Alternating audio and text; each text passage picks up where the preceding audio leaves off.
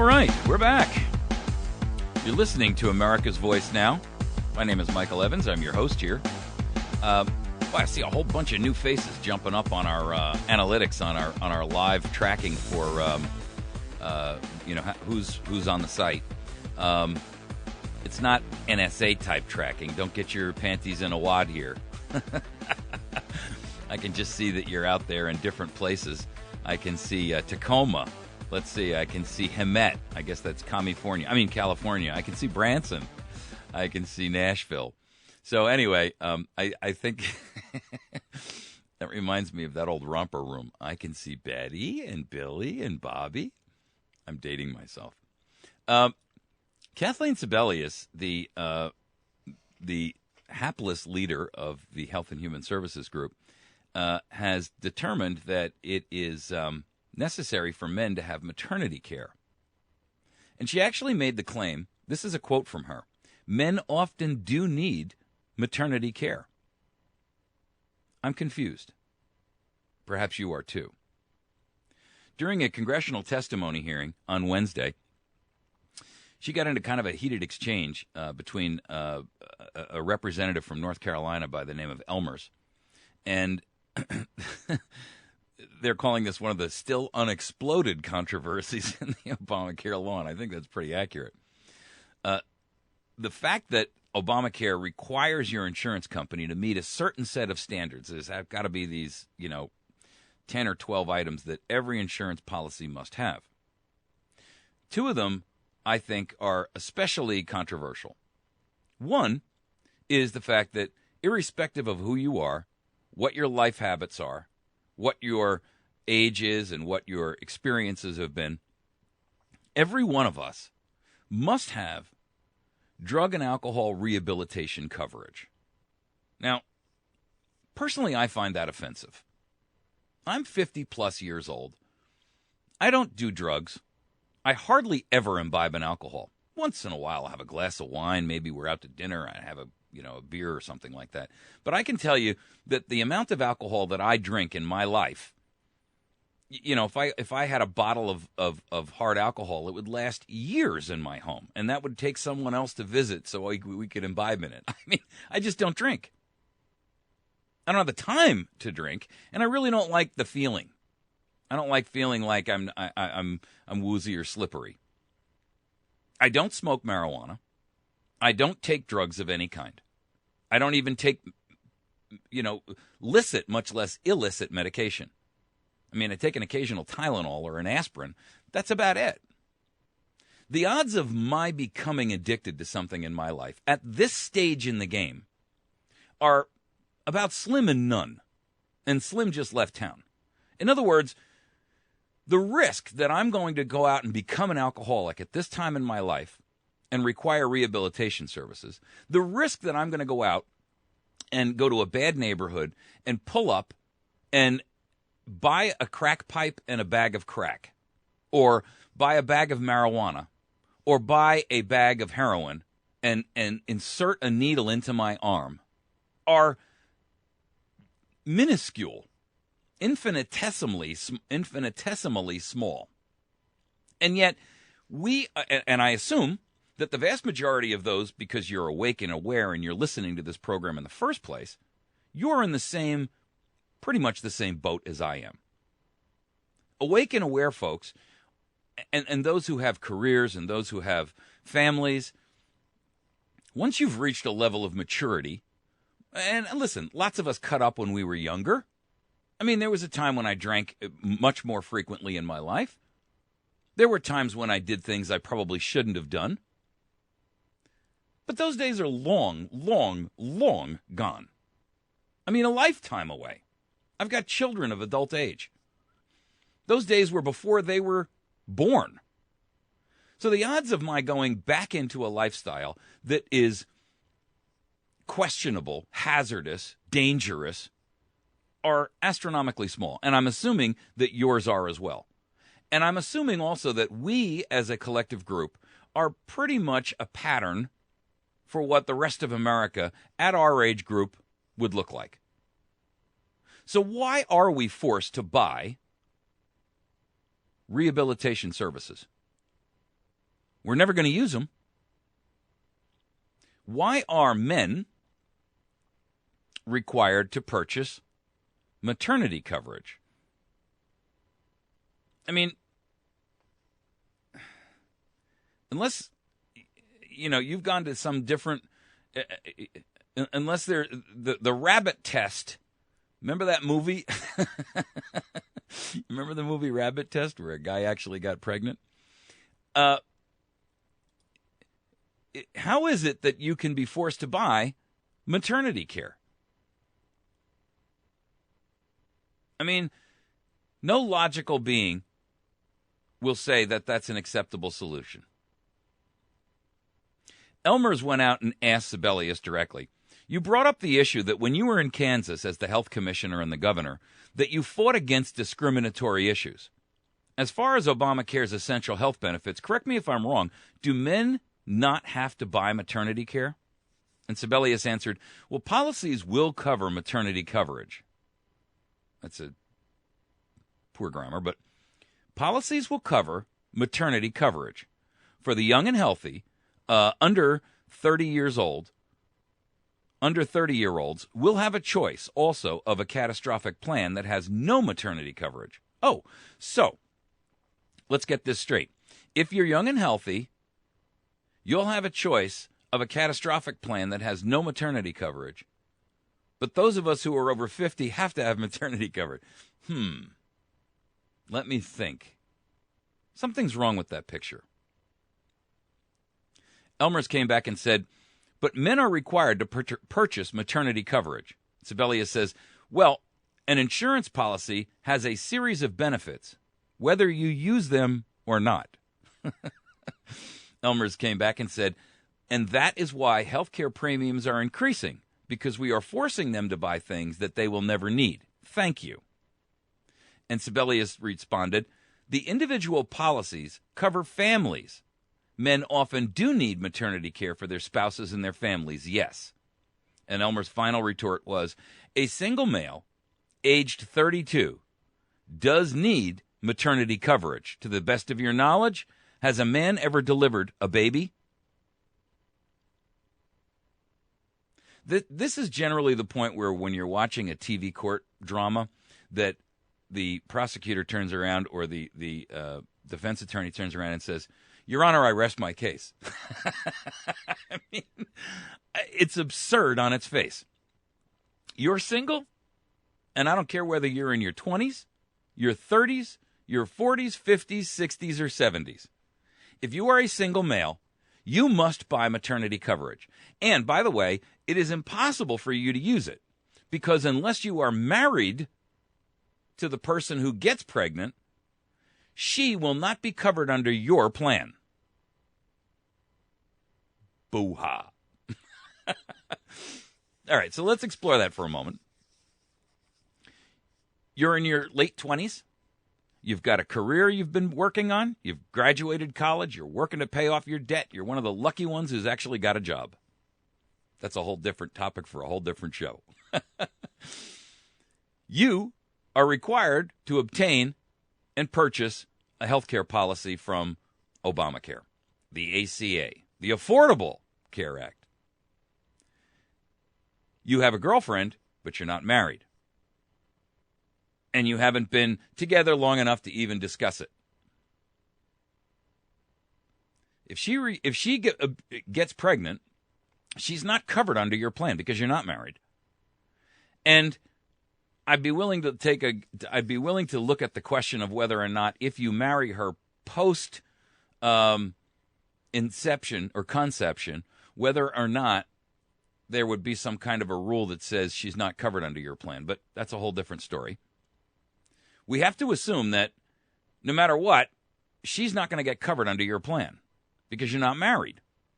So you're buying health care benefits that you cannot possibly ever physically use. If you're a single man who's now divorced and you're in your 40s or your 50s or your 60s, you're required to buy coverage that you cannot possibly use. One, you can't physically use it. And even if you were capable of having a baby, you are too old to have one. So therefore, the entire thing is a Ponzi scheme and nothing more. It is a Ponzi scheme to transfer wealth in massive amounts.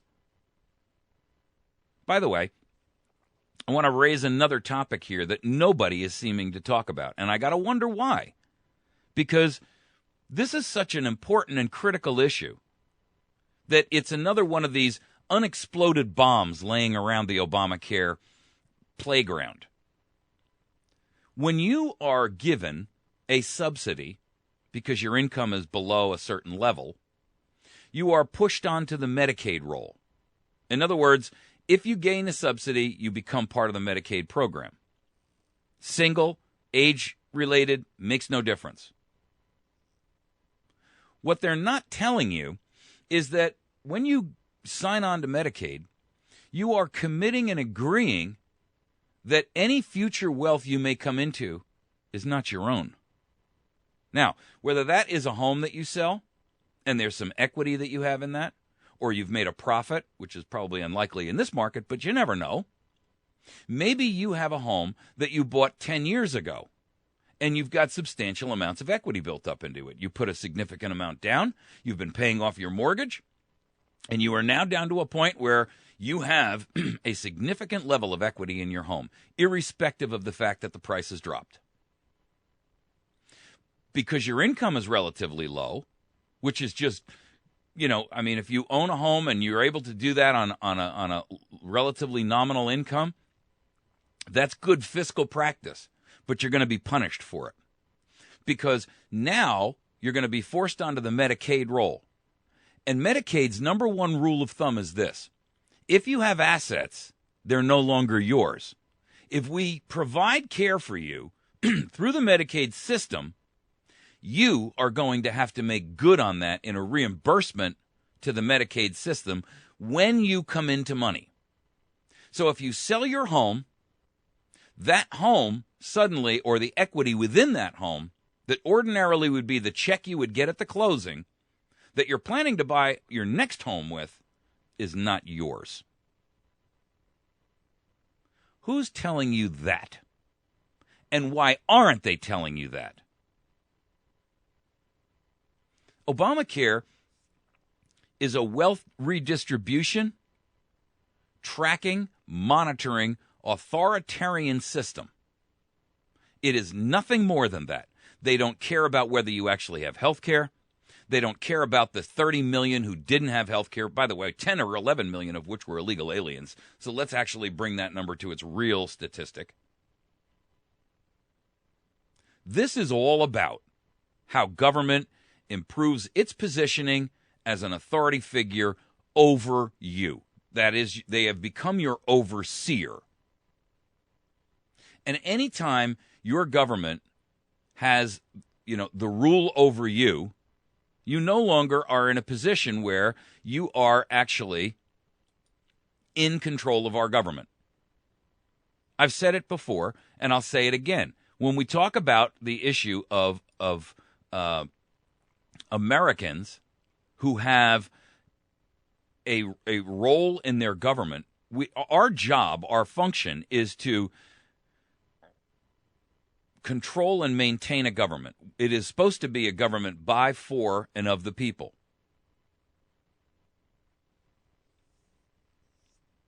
Yet it is not.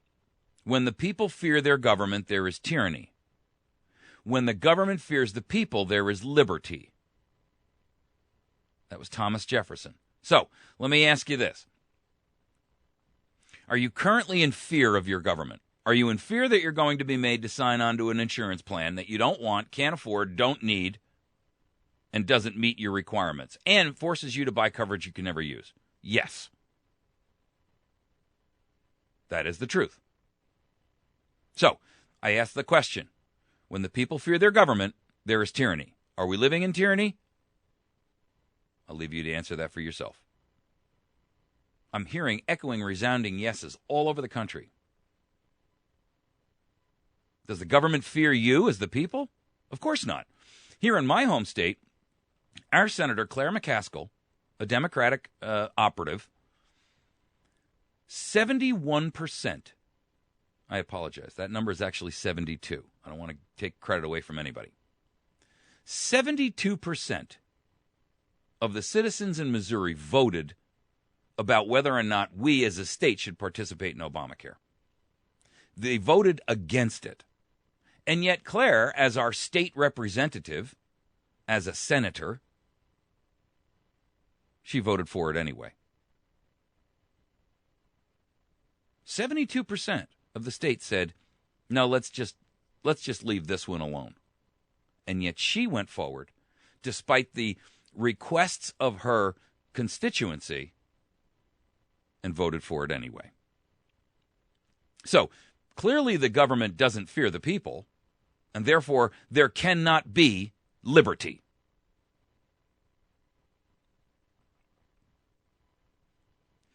Thomas Jefferson followed that statement up with another very, very good and appropriate one. And hear this out. Single acts of tyranny may be ascribed to the accidental opinion of the day, but a series of oppressions, begun at a distinguished period and pursued unalterably through every change of ministers, to plainly prove a deliberate, systematical plan of reducing us to slavery. Let me read that to you again. Single acts of tyranny may be ascribed to the accidental opinion of the day, but a series of oppressions, begun at a distinguished period and pursued unalterably through every change of ministers, plainly proves a deliberate, systematical plan of reducing us to slavery. Now I ask you, have we not had a series of oppressions that have begun at a distinguished period? And I'm not classifying that period as just the Obama administration. Long before that, folks. He's just the last in a long series of traitors. And I do mean to use that word. He is the final runner in the race. He's in a relay race. And the guy who handed off the baton to him was Bush. And the guy who handed off the baton to Bush was Clinton. And the guy before that was Bush the senior. And the guy, you get my point. It's been going on for a long, long time. But the series of oppressions began at a distinguished period. I can tell you pretty much within a 10-year window when it was. It was around 1905. And it began in earnest in 1912 and 1913, 1916.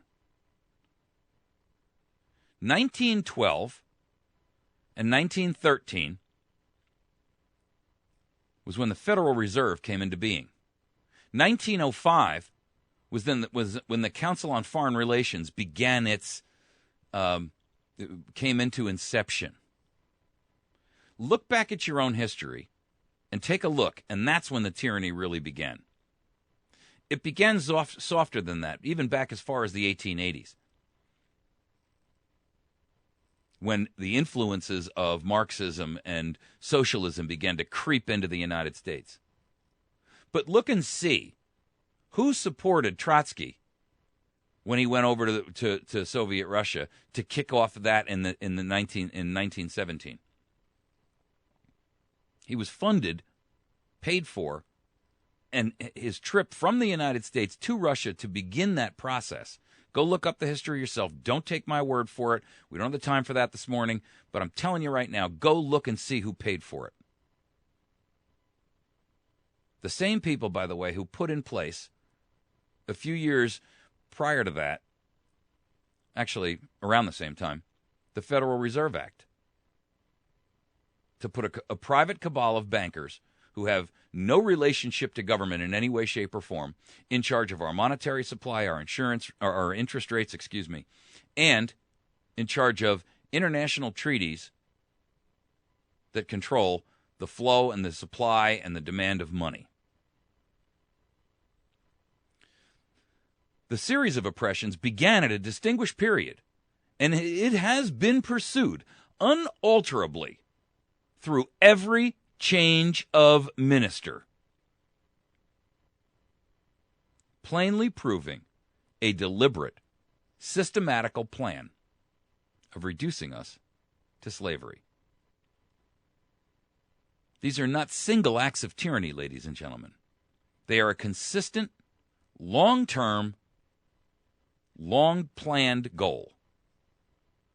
And the United States of America has been silent too long. Silence is acquiescence.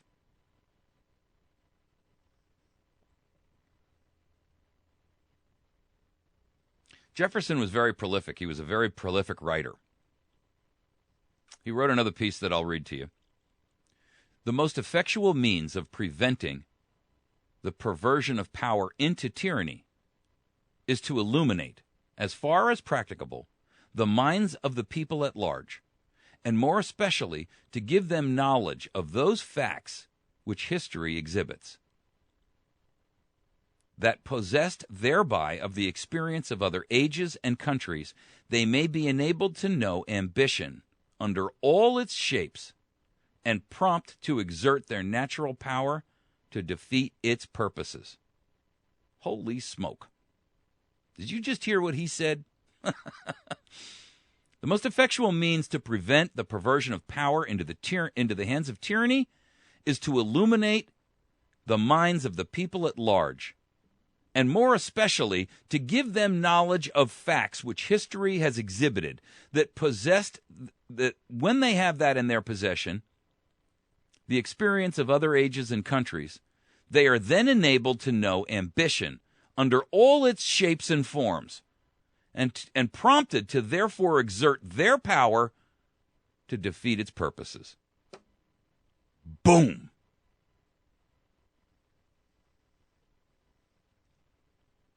And Madison gave us the complete definition. The very definition of tyranny is when all power is gathered under one place. Ladies and gentlemen, I introduce you to Washington, D.C.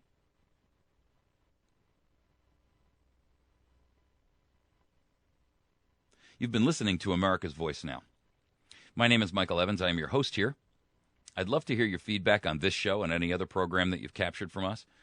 If you'd like to comment to me directly, you're welcome to do so. You can send me an email to mike@americasvoicenow.org. That's mike@americasvoicenow.org. America is pluralized, by the way. It's America's Voice Now. By the way, utilizing that term, America's Voice Now, all strung together, you can get to us in all of our various media forms. You can find our website by going to americasvoicenow.org. You can find us on Facebook by simply typing in facebook.com, put in a / America's Voice Now. Our Facebook page, by the way, is a public page. So even if you're not a Facebook user and you don't have an account there, you can still jump onto our page and see all the stories and the articles we post. You won't be able to comment, but at least you can, click on those stories and read them and get yourself educated. Remember that it is your obligation to be illuminated, to have your mind illuminated, because you are one of the people at large, and to give yourself the knowledge of the facts which history exhibits, so that you can thereby know and have experience of other ages and countries, and you are enabled to know ambition under all its shapes and forms. And that will prompt you to exert your natural power to defeat those purposes. We have only one duty and one obligation while we are here on this earth. Putting aside religious convictions and all the rest of that, you have an obligation and a duty as a member of the winning lottery ticket of being born in the United States of America.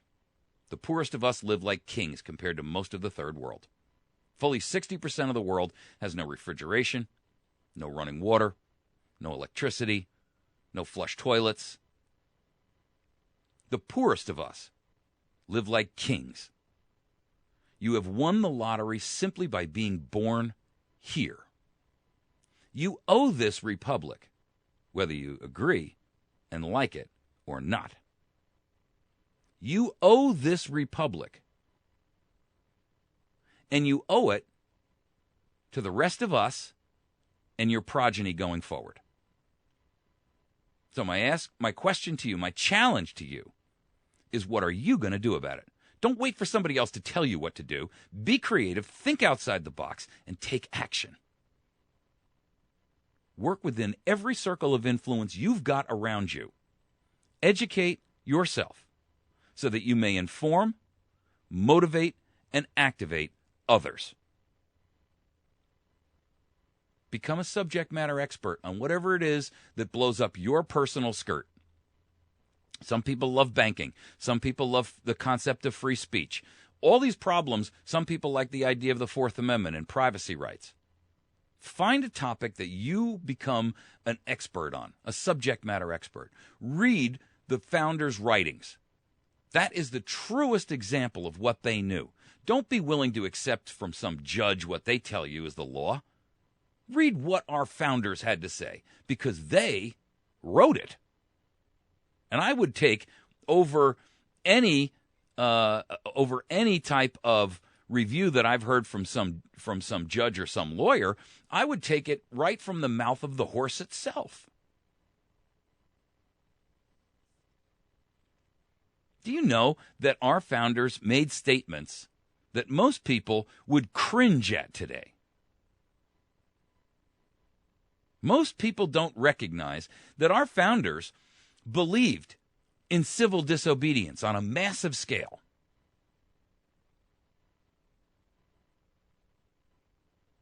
How do I know that? I've read it. I've read the words from their mouths directly.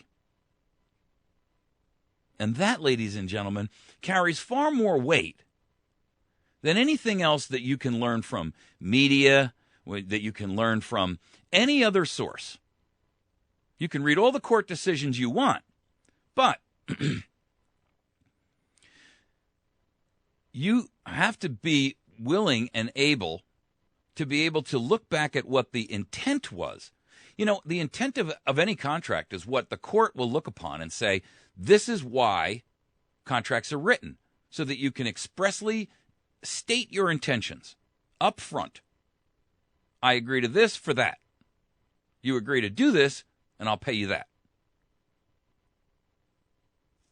Why wouldn't you want to hear from the actual person who wrote the contract what they thought?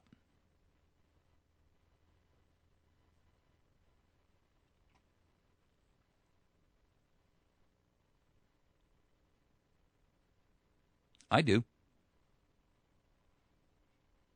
I want to hear what they have to say. And you should too. Where can you find that? Well, great place. Start by reading the Federalist and the Anti-Federalist papers.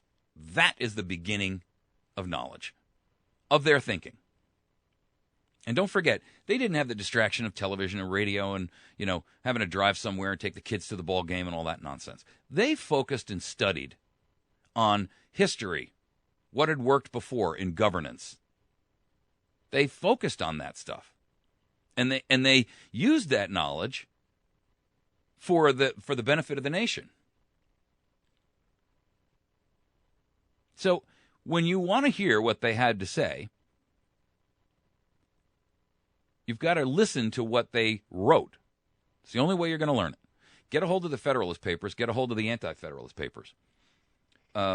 Merriam-Webster has written a book called The Federalist Papers in Modern English. You can find it on Amazon or any place you want. If you want to use a link to Amazon, you can get that off of our website, but we don't get anything out of it, but it's an easy way to find it. She also has the Constitution and the Federalist Papers interconnected. Now, if you don't know, for the record, and I'm going to cut this segment short because a hard break is here. If you don't know, the concept of the idea of the founders writing the Federalist Papers was to explain to the general population what the Constitution meant. What did we mean by these clauses, by these statements, by this Bill of Rights? What was our intention? Because they were trying to convince the states, the 13 at the time, the colonies, to say, yep, we'll ratify that with you. and they had to expressly explain their intention. So if you want to know what they were thinking, read it for yourself. You've been listening to America's Voice Now. My name is Michael Evans. I am your host here. We're going to take a quick break, and when we come back, we're going to talk about two other topics. One, China's nuclear war plans for America. Yes, you heard me right. It's been exposed that China actually has collateral damage plans in place that have been exposed.